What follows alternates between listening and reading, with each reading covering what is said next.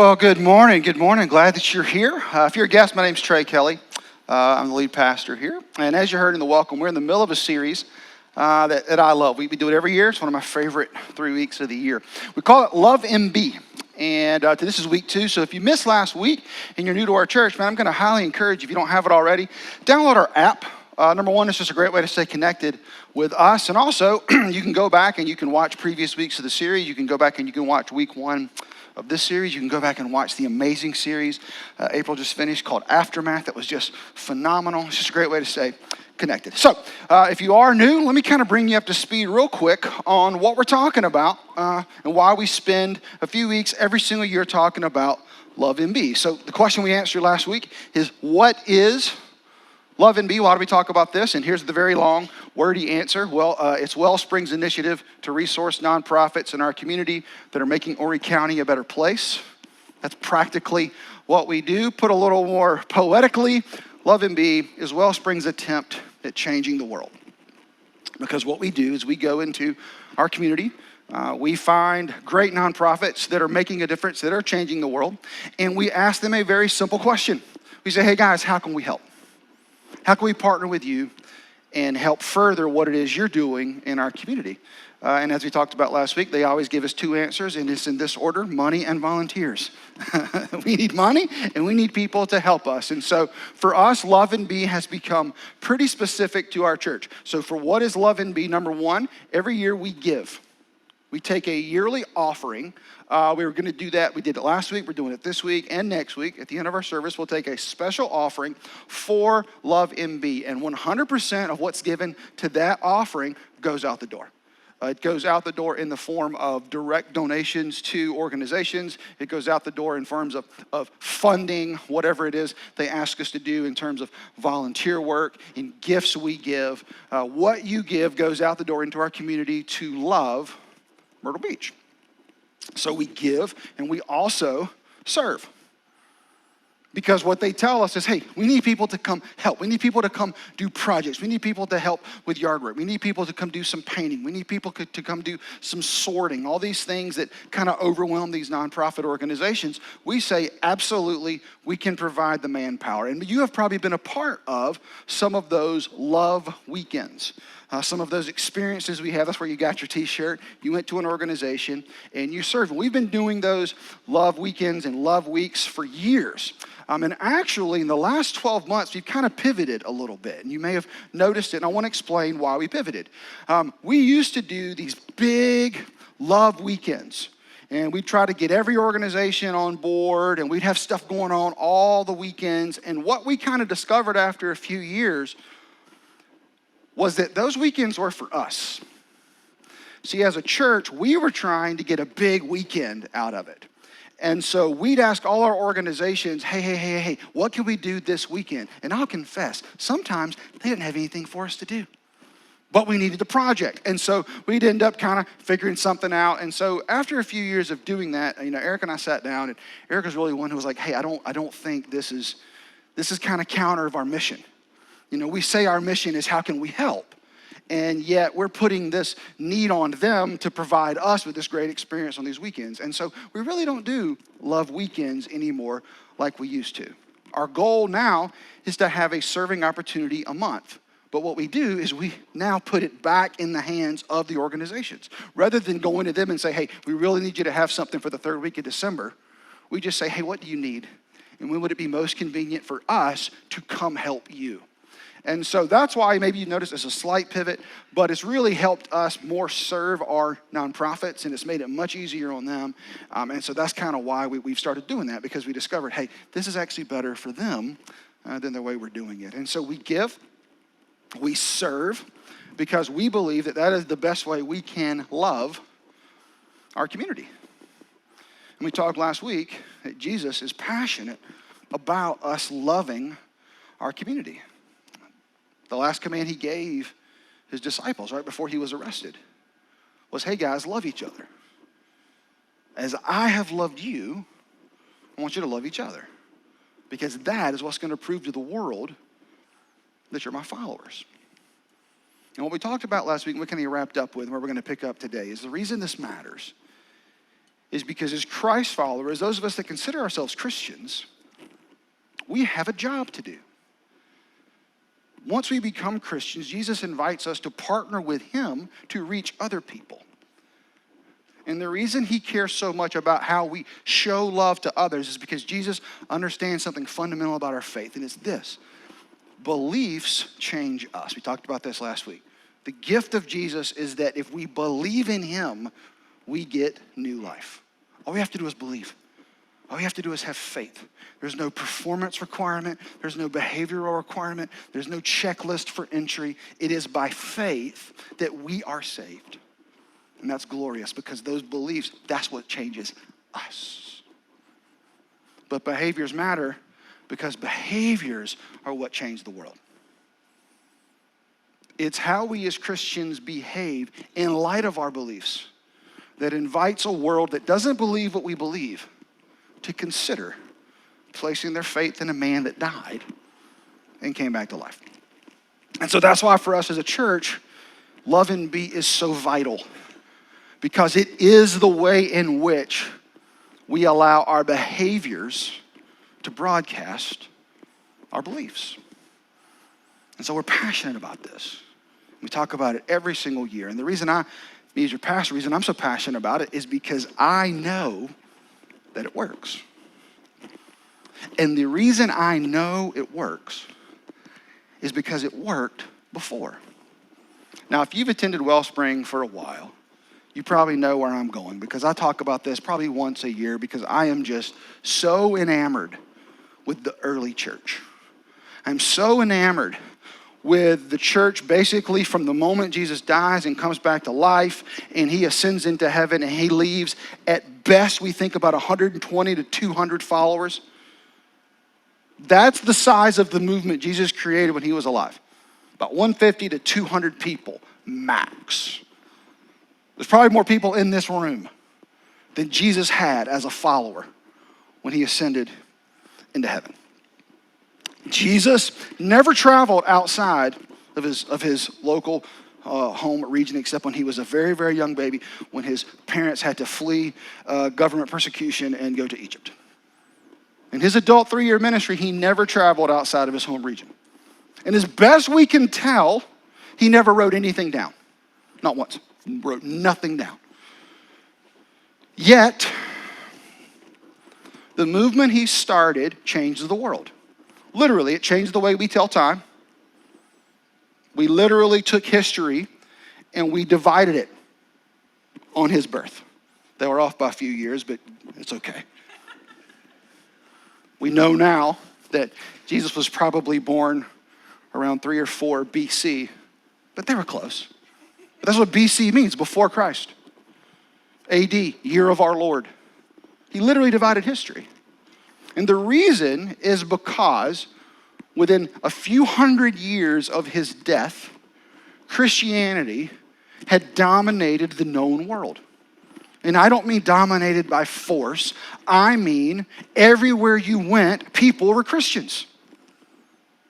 In the Roman world, by around 300 to 320 AD, the vast majority of people had become Christians. So much so that the emperor at the time, an emperor named Constantine, who was a politician, thought it prudent to convert to Christianity. Now, I wasn't there. I don't know if Constantine's conversion was real or not. I hope it was. But I also know it was very advantageous for him to declare Christianity the official religion of the Roman Empire. Now, I want you to think about that for a minute.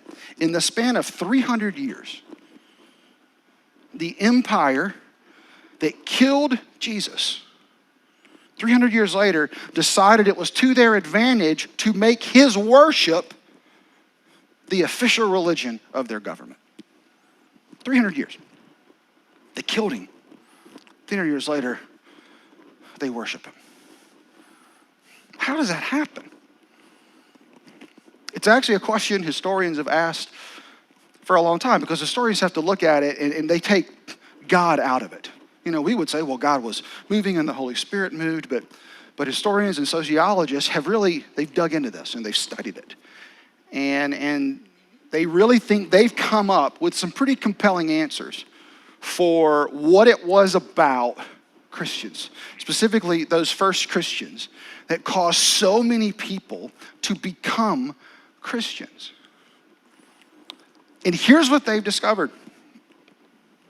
It wasn't their beliefs. It wasn't their beliefs that people found compelling, because they believed some weird things.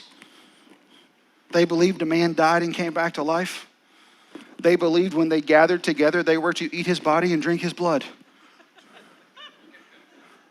Yeah, we have a context for that now called communion. 100 years after his life, his death and resurrection, they had no context for that. So it wasn't their beliefs. It was the behaviors of early Christians that changed the world. Specifically, as best we can tell, we know there were 2, but there may have been 3 major plagues in the first 100 to 200 years after Jesus ascended into heaven. And those plagues were dangerous. In some cases, they were deadly. And the vast majority of Roman citizens at the time either had no religious background at all, or they worshiped the Roman gods.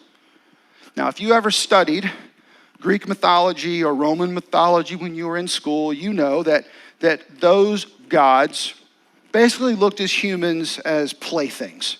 There was no love there. There was no joy. And so any person with any sort of understanding of that system of gods, when the plagues came, well, the gods probably sent it. And if you got sick, you probably deserved it. And if you died, then no one knew what would happen. And so the vast majority of the citizens at this time in Rome were horrified of death, because they didn't know what was going to happen, and they thought the gods were out to get them. And so any person with means, the second these plagues started spreading, left town. They fled to the countryside. Rich people, the priests, everyone fled. And if you got sick, if you were friend, if you were family, if you got sick, it meant the gods wanted you to get sick, you did something wrong, and they abandoned them in the streets, and they left. In droves. This was the way you handled plagues in the Roman Empire. And what sociologists have discovered is there was one group of people that didn't leave the towns. The Christians. Most of them were too poor to leave the towns. They couldn't afford to. But also, they did not have this same fear of death, because they had a hope in their Savior, that they were going to spend eternity with him. So death didn't mean the same thing to them. So they stayed in the cities, they stayed in the towns, they stayed in the public square, and they took care of their friends and they took care of their family. And as it turns out, the plagues weren't as dangerous as everyone thought. And with a little care and with a little nursing, you could actually nurse people back to health. And so the Christians stayed in the towns and they took care of their people. They took care of their friends, they took care of their family, but they did something else. They went beyond their friends. They went beyond their family. They cared for the people that were left behind by everyone that fled. They cared for the people that had been abandoned by their friends. They cared for the people that had been abandoned by their families. They cared for them because in their heart, this is what Jesus told us to do. So these people are hurting, so of course we're going to care for them. And they care for them and they nurse them back to health. And eventually, when these people were nursed back to health, they looked at the Christians and they just said, you helped me. The Christians were like, well, of course we helped you. And they say, why on earth would you have helped me? And the Christians say, well, it's simple. See, we believe in this guy. His name's Jesus. And see, we think he came to earth to set us free from sin. And he died and he came back to life. And because of him, we know we're going to have eternity with him. And he tells us we're supposed to love everybody. And so we are. Would you like to hear more about Jesus? And you know what every single person said at that moment? Yes, I would. Tell me more about your beliefs, because your behaviors have blown me away. And within 300 years, Christianity was so popular. Christianity had taken such hold that the political leader at the time becomes a Christian to gain popularity. simply because they behaved in a manner that was consistent with their beliefs. And it worked. Because eventually Constantine dies, and a few emperors later, a guy named Julian, Emperor Julian, takes over. And he's not a Christian. He's not real big on Christians. He's real big on the Roman gods. And he just thinks, you know what, this is ridiculous. I'm done with this Christianity stuff. I don't believe him anyway. No one's that nice. Hey, let's go back, Rome. Let's go back to the old ways. Let's go back to the good old days. And he starts building pagan temples. And he starts inviting people to come to the pagan temples. And here's what he discovers. No one will leave Christianity. And he can't figure out why. And we know this is true because we have a fragment of one of the letters he wrote to one of his officials, lamenting the fact that he couldn't convince people to leave Christianity, that he couldn't convince people to turn their back on that faith and to go back to the ways and to the gods that Rome had been founded on. And here's what he says in his letter. He says, recent Christian growth is caused by their moral character. I love this. Even if pretended, and by their benevolence towards strangers. Here's what he's saying. He's like, hey guys, nobody actually loves their wife this much. Nobody loves their kids this much. Nobody's this kind to strangers. These people are pretending, but it doesn't matter. It's working. Their moral character is working. People can't get enough of Christians. Everything we're throwing at them, they're not willing to walk away from it because of what they're experiencing with those people that worship that man that died and came back to life. And he says, here's the crazy thing about the Christians. They're not just helping their friends. They're not just helping their family members. They show, what does he say, benevolence towards strangers. And he picks up right there and he keeps going. He says, I think, he's trying to figure out what's going on. I think that when the poor happened to be neglected and overlooked by us, by our priests, when we did nothing for the poor, when we didn't care for the poor, when we acted like they don't matter, I think what happened is that the impious Galileans observed this and devoted themselves to benevolence. He's saying, those dirty Christians, they saw a need and they met it. Here's what he's saying. He's talking to his government official and he's saying, how can we compete with that? And Wellspring, that is exactly the point. When Jesus' church behaves like Jesus, nothing can compete with it. There is absolutely no stopping it. And that's why we spend a few weeks every year talking about the importance of loving Myrtle Beach, of behaving in a way that is consistent with what we say we believe. And again, you may ask the question, okay, I get it. But does it really work? Does it work? Yeah, it worked one time. I get it worked for the early church. How do we know it's going to continue working? Why? Why is it so crucial that we do this? I knew you were going to ask that question. And Jesus knew you were going to ask that question, which is why the last sermon he ever preached. He preached this sermon the week, like on Monday or Tuesday. Thursday he has dinner. Thursday night he's arrested. Friday morning he's convicted. Friday afternoon he's killed. Monday or Tuesday, last sermon we have recorded for us in the book of Matthew. Matthew 25, Jesus is teaching. And it's as if he was like, you know what? I gotta set the stage for this. I've gotta create some guideposts. I've got to give them an end goal. I've got to show them what's going to happen at the end so that for the next thousands of years, no one's ever going to be able to say, does it really matter? And so that's exactly what he does. In the book of Matthew, starting in chapter 25, he begins teaching. And around verse 30, 31, he starts teaching about the end. He takes us all the way to the end of the world. One, to remind us, those of us that consider ourselves Christians, that he's in charge, there's going to be an end, and he wins. And two, to point out what's going to make the difference along the way. And so if you have your Bibles, open them to Matthew 25. If not, it's going to be up here. But here's how Jesus begins kind of this part of his teaching. He says, when the Son of Man comes in his glory. Now, Son of Man was an allusion to an Old Testament prophecy that predicted the coming of the Messiah. Jesus often called himself the Son of Man. So if you ever hear people say, sometimes people like to get on television and like to pretend like they're really smart and sound really smart, and they say, Jesus never thought of himself as God. Jesus just thought he was a man. They added the God part later. Jesus didn't think he was God. Yes, he did. That's why he called himself the Son of Man. He was saying, I'm the guy you've heard about.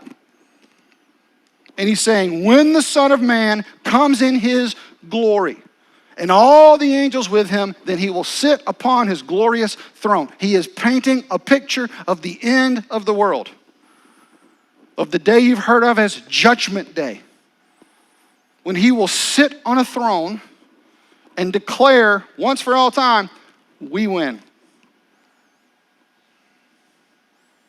That is the picture he's painting here. And he keeps going and he says, all the nations will be gathered in his presence, and he will separate the people as a shepherd separates the sheep from the goats. He will place the sheep at his right hand and the goats at his left. The entire world will be there. Jesus will be in charge. Now, we literally won't be sheep and goats. This is obviously a metaphor. He was speaking to his audience. Many of them were farmers. They went home at the end of each night and they had to separate the sheep from the goats. It was a common thing. And so he was giving them a picture they could understand. The takeaway for us is everyone will be there.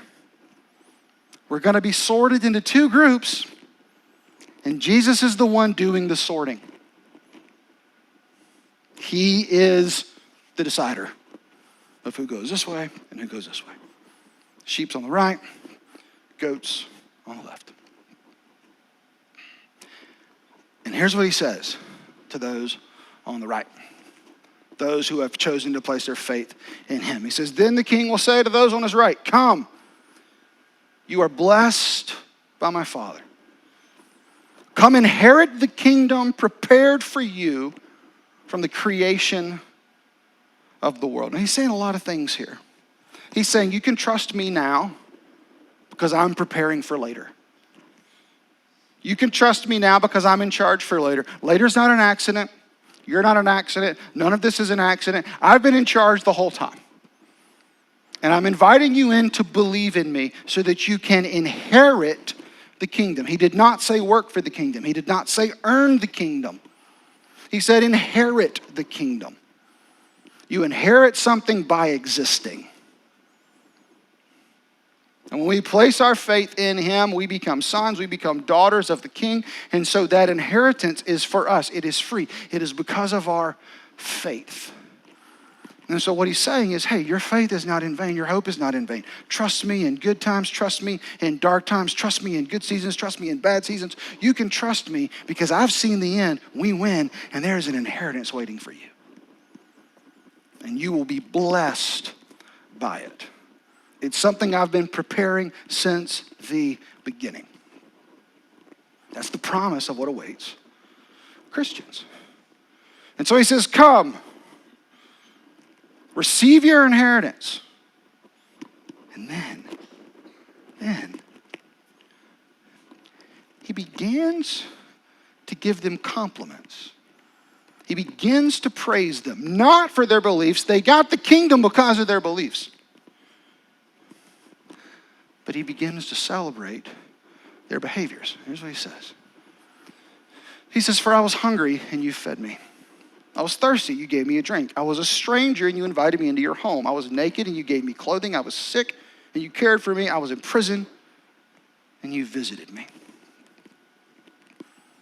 See, Jesus begins to walk through basically the totality of human need. And he's saying, anytime I was in need, church, anytime I was in need, believers in me, you were there for me. He says, when I was hungry, you fed me. When I had physical needs, you met them. When I was thirsty, you met them. When I was a stranger. See, 2,000 years ago, it was not easy to be a stranger in a new town. A traveler, mind you. There were no hotels. Basically, a stranger would come to a new town, and if he found someone willing to be hospitable, he could stay with them, or if not, they spent the night in the square. And some scholars argue that this is talking about a very specific type of stranger. Not just a stranger to these people, but a foreign stranger, a refugee, if you will. It's possible Jesus was referring to himself. As I mentioned earlier, Jesus was a refugee. When Jesus was born, the ruler of the time found out that a new king of the Jews had been born, and so he ordered the death of every Jewish son, every Jewish male under the age of 2. An angel appeared to Joseph and Mary and said, you got to get out of town. And so they fled. They fled government persecution. They went to Egypt. They stayed there for a few years. An angel finally said, hey, it's safe to go back, and he went back. And so Jesus is pointing out the hostility and the compassion shown to people who find themselves in struggle through no cause of their own. And he's saying, when I was a stranger, you showed me hospitality. He says, when I was naked, you gave me clothing. When I was poor, when I didn't have what I needed, you provided it. When I was sick, he says, you cared for me. Now, he doesn't necessarily mean that they were doctors. He means you showed compassion. You showed empathy. You spoke into me. You visited me. You cared for me. And specifically, even you visited me in prison.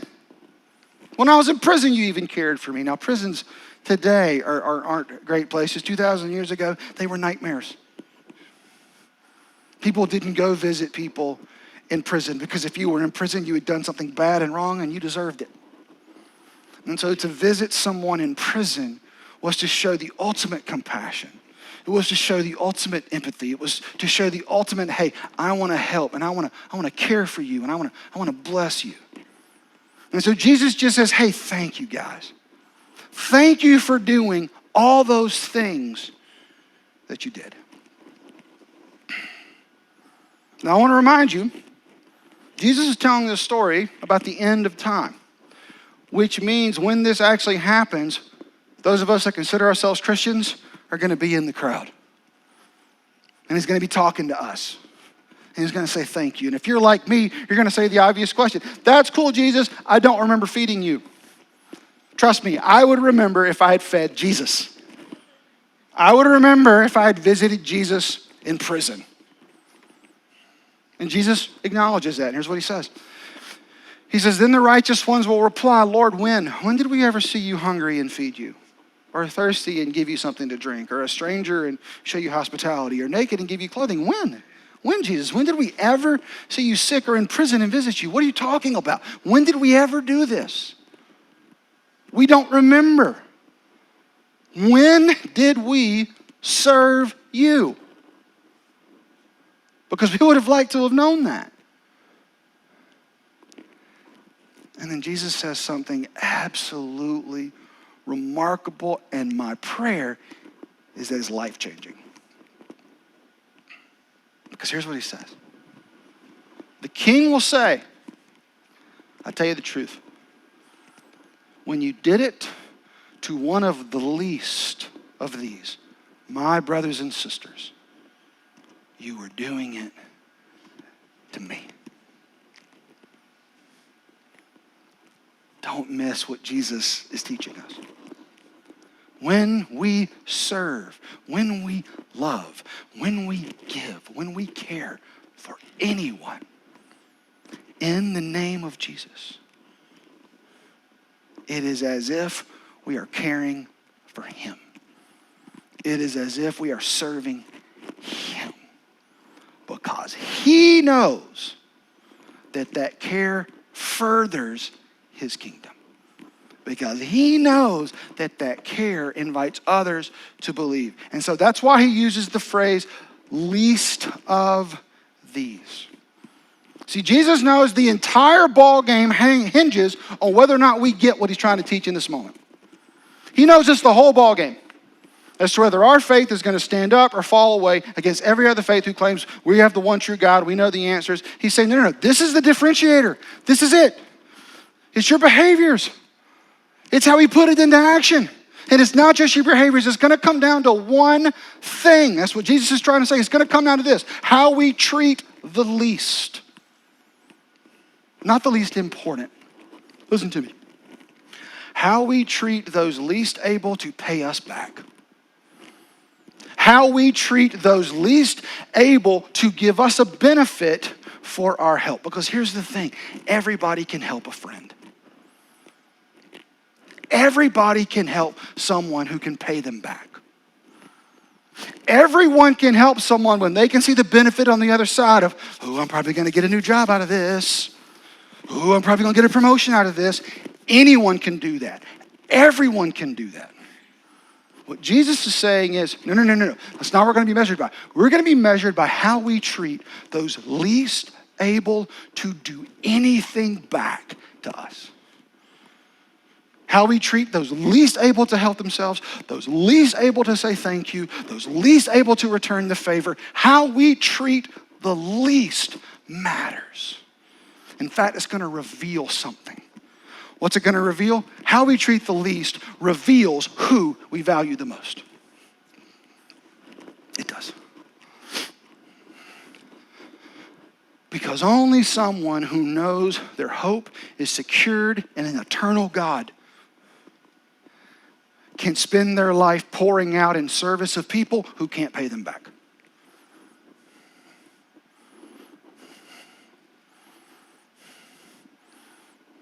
And that, Wellspring, is what the early church did. They poured out for people who couldn't pay them back. And they changed the world. I believe my God's the same yesterday, today, and forever. And so I'm just crazy enough to believe if we do what he's calling us to do, we can see what he's produced before. Because here's what Jesus is revealing, and here's what the early church got. And here's why we spend so much time talking about this. It's because at the end of the day, when it comes to a world, and we want to share the hope we have, there's a mechanism, there's a roadmap God's given us to share that hope. And it's this, it's help. See, our help validates our hope. And until we help, no one wants our hope because they don't feel it. They've never experienced it. Because our beliefs don't matter to people who need hope. Behaviors matter to people who need hope. And it's our help that validates our hope. It's what we do for the least that reveals who we love the most. And that's why as a church, that's why we love MB. That's why we give. That's why we serve. Because we know it's the way we show love. Each week we're going to highlight one of our partners. And today we wanted to highlight one of our oldest partners. We've been working with New Directions now for a long time, pretty much since they opened their doors. And if you don't know New Directions, they serve the homeless population here in Horry County. They serve men, women, children, families, and they do an amazing job. And many of you have served through the years at New Directions, and I want you to know your help has given them hope.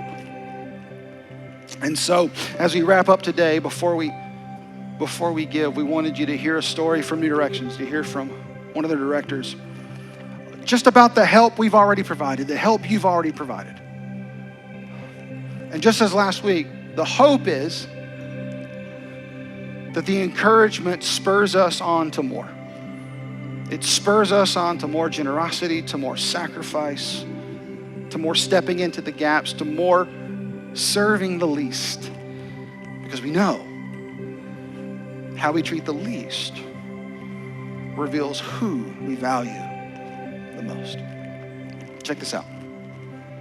My name is Brenda Ryan. I am the Operations Director for New Directions of Horry County. It is my passion to talk about all that New Directions does. We take care of the homeless men, women, and families in our community. We have a shelter for each of them. So a little over 7 years ago, New Directions was a relatively new agency. We got a phone call from Eric, and he said he wanted to come and speak with Kathy and me about doing some things in the community that could show their support and love for the people in Myrtle Beach.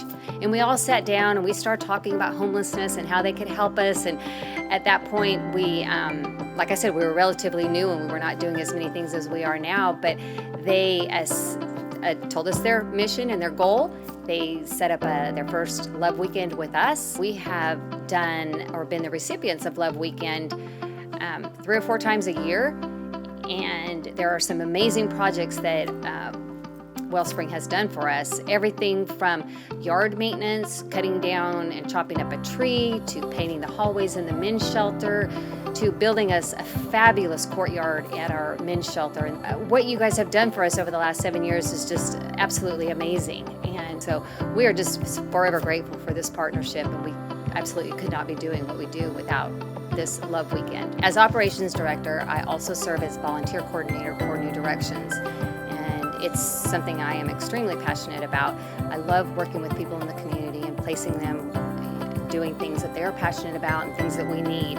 And what we do at New Directions, there's absolutely no way that we could do all that we do and help all the people without the volunteers in our community that come in to help us. So last year we had over 40 groups and over 269 people who had came in to volunteer. And on the financial end, it translates as over $138,000 for last year that the 6,282 hours of volunteer work was done. So financially, it is extremely helpful for us, and getting things done, not just in our kitchen, but every single shelter that we have, volunteers help us inside and out of the shelters, and we couldn't do it without them. Wellspring not only helps us the specific times of year for Love Weekend, you guys are available to us all year long. And what a relief, especially as Director of Operations, that is for me to know that there is help and support out there when maybe when we really need it. So for example, the grass cutting and the lawn maintenance was something that has just been, was very difficult for us to find someone to do on a bi-weekly basis, and it's a lot of work.